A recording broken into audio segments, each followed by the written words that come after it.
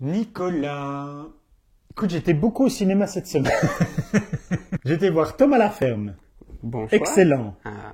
J'étais voir Eastern Boys. Mhm. Je t'en veux à mourir parce que je trouve que tu n'as pas assez bien défendu. C'est un film magnifique. Mhm. J'ai été voir Spider-Man et je suis tout à fait d'accord avec toi quand on compare à Noé où il y a un auteur et où il n'y en a pas. Mais, sincèrement, Noé, à part faire partie de la famille de Christine Boutin, qui peut aimer cette histoire biblique? Bah, les fans d'Emma Watson. Hein? Cette semaine, qu'est-ce que nous allons aller voir, Nicolas? Dom Hemingway avec Jude Law. Moi, j'aime bien Jude Law. Eh bien, écoute, si tu aimes bien Jude Law, va le voir. Tu te diras que c'est une vraie performance d'acteur. Ah. En dehors de ça, il y a un scénario qui aurait été peut-être préférable de creuser un peu. Ah merde. Donc, non. Bon. Donc, si nous allions voir... Mais on voit les fesses de Jude Law. Hein. Ça, c'est un argument de vente. Ah.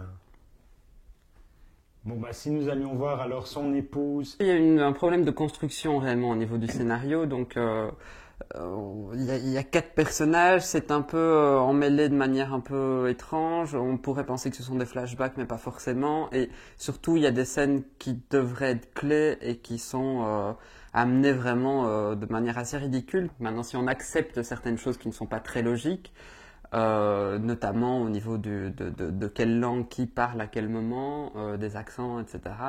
On peut se dire que c'est pas mal. Maintenant, ça aborde la transmutation des âmes et je pense que le film d'Abby Chapong était beaucoup plus intéressant. Et bon, bah alors, qu'est-ce que tu me conseilles cette semaine? Il n'y a pas grand chose cette semaine. Ah Donc, puisque tu es allé voir les films intéressants qui sont au cinéma en ce moment, il y a quand même Dans la cour. Qui n'est pas un grand film. Avec Catherine Deneuve et Gustave Kerven. Oui, qui sont un duo quand même étonnant. Un duo étonnant, un duo qui fonctionne très très bien. Ah oui? Oui. Oui.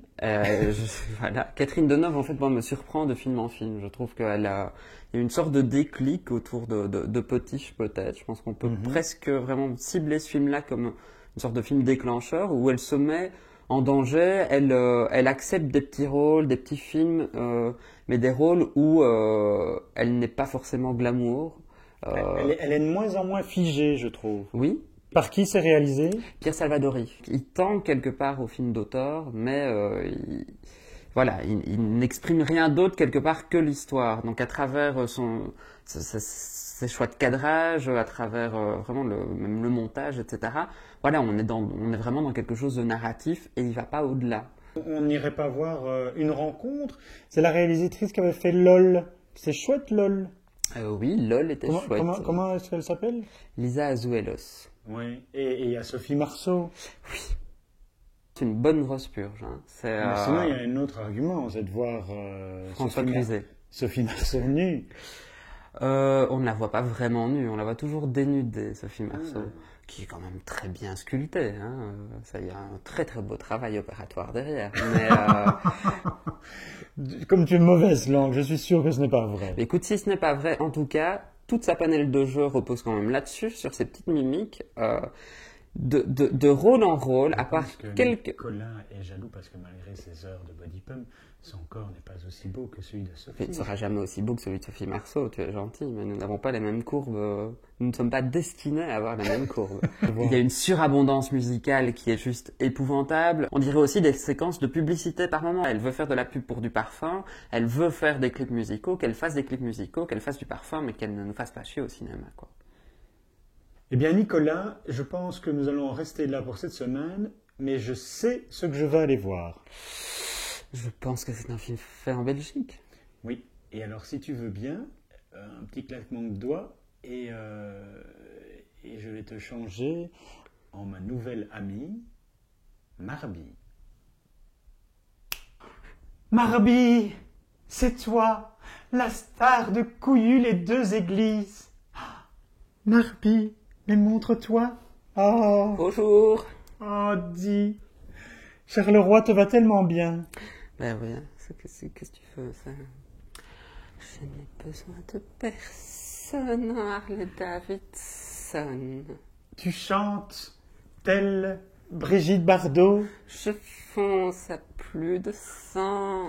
Tu as donné une image de Charleroi tellement plus belle que tous ces réalisateurs comme les Dardenne qui ont tellement détruit cette ville. Tu as lu le dossier de presse. Oui. Tu sais donc qu'effectivement les frères Dardenne ont fait leur film en fait à Charleroi. Et pas à Liège. Non, ils donnent une image d'ailleurs déplorable de la ville. Oui. Ou C'est tous ces ennuyeux. vilains documentaires aussi de Mais 1987. Qui ose aborder Allopolis, qui ose dire « Oh mon Dieu, regardez comme Charleroi, c'est cliché !» Bon, n'empêche, Marby, je voudrais quand même te féliciter. Merci. Combien de carolorégiens t'ont-ils soutenu pour faire ce magnifique film? Ah, ils sont nombreux. Ils sont très très nombreux. D'ailleurs, ils se reconnaissent dans le film parce qu'ils font de la figuration. Quelquefois, ils sont conducteurs de voitures. À d'autres moments, ils sont plutôt derrière un étal de marchands, te disent. Oh, Marby, j'aime tellement ton humour. Ah, mais c'est vrai. J'ai mis beaucoup d'humour dans mon film. Je suis très très drôle. Ah, notamment d'ailleurs la séquence d'ouverture où je présente au spectateur en même temps qu'à mon amoureux la Barbie que j'ai reçue à 3 ans et le Ken que mon papa m'a offert pour mes 4 ans. Lui qui faisait Ken et moi qui faisais Barbie. Ton papa faisait Ken? Oui. Ah, on est vraiment à Charleroi. Eh oui. Bah, tu tweets, Nicolas. Oui. Bah, t'as un tweet. Oui. Ah bon, c'est quoi? Un grand moment. Ah bon? Ah bah tiens, je vais t'ajouter alors dans mes amis alors. Moi, c'est Mister Emma. Surprenant. Oui.